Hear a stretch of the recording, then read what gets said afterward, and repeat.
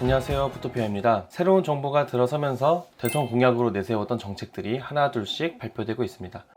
대표적인 공약 중 하나가 GTX 연장 및 신설입니다. 대선 과정에서 주요 후보들이 동시에 내세웠던 공약이기도 합니다. 최근 기사를 보니 GTX 연장 및 신설 방안에 대한 논란이 높아진다고 합니다. 주택 및 토지 가격에 영향을 크게 줄 수 있는 것이 GTX와 같은 교통 호재이기 때문에 사람들이 관심을 가졌습니다. 따라서 대선 과정에서 각 후보의 구상안을 살펴보면서 어느 후보의 노선이 본인에게 유리한지 살펴봤을 것입니다. 하지만 여기서 우리가 짚고 넘어가야 할 부분이 있습니다. 이 노선들은 심도 있는 연구 결과 없이 선거 과정에서 각각 그려진 노선이라는 것입니다. 공약은 공약일 뿐 해당 노선들이 취소될 수도 변경될 수도 있다는 이야기입니다. 또는 생각보다 아주 긴 시간이 필요할지도 모릅니다.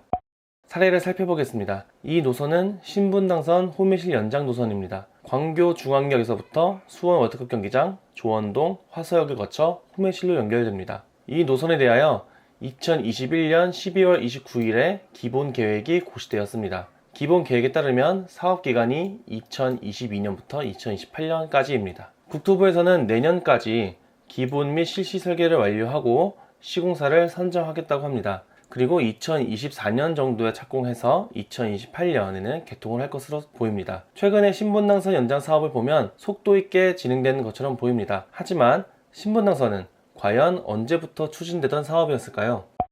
이 기사는 2002년 12월에 나왔던 기사입니다. 무려 20년 전에도 신분당선 연장에 대한 기사가 있었음을 볼 수 있습니다. 심지어 당시 노선은 호매실 연장이 아니라 수원역으로 연장되선 계획이기도 했습니다. 당시에도 예비 타당성 조사, 기본 및 실시 계획, 용지 매입 및 보상 등을 거쳐 2005년에 착공할 예정이었습니다. 그런데 이 노선은 왜 지금까지도 착공을 하지 못했을까요? 여기서 알 수 있는 개발 호재의 중요한 첫 번째 포인트가 바로 사업성입니다. 해당 노선은 사업성이 없어서 오랜 기간 추진되지 못했습니다. 2014년에도 민자적격성 중간평가에서 0.57을 받으면서 경제성이 없다는 결론이 나왔고, 그 이후에도 투자금액 대비 효용이 겨우 0.39 수준이라는 결과에 따라서 사업이 제자리 걸음을 걸었습니다. 이렇게 오랜 시간이 흐르는 동안 사업성을 높이기 위한 작업들을 병행하면서 예비타당성 조사가 수차례 진행되었던 것입니다. 그리고 2020년 1월이 되어서야 예비타당성 조사 통과, 즉 사업성이 확보되었다고 결론이 나왔습니다. 그렇기 때문에 현재 시점에서 기본계획 및 설계 등의 후속 작업이 빠르게 진행되고 있는 것으로 보입니다. 개발 호재를 보고 투자할 때는 해당 사업이 사업성이 확보된 호재인지 알아보는 것이 중요하겠습니다.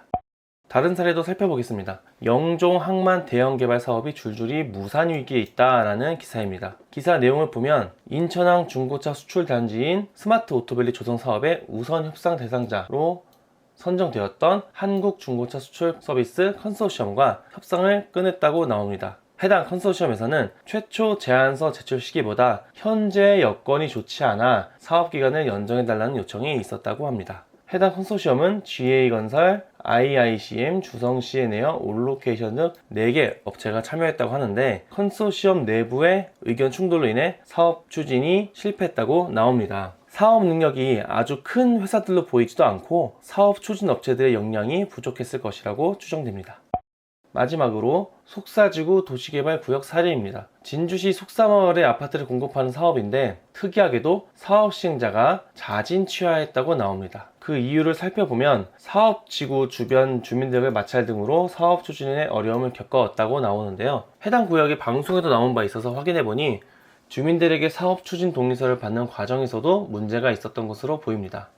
스마트 오토밸리와 속사지구에서 개발 호재 판단의 두 번째 포인트를 알 수 있습니다. 바로 사업자입니다. 사업성이 좋으면 사업자도 잘 구해지게 됩니다.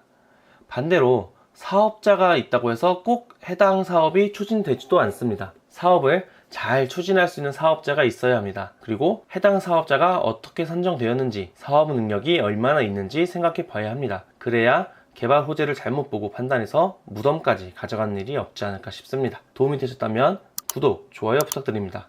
이상 부토피아였습니다. 감사합니다.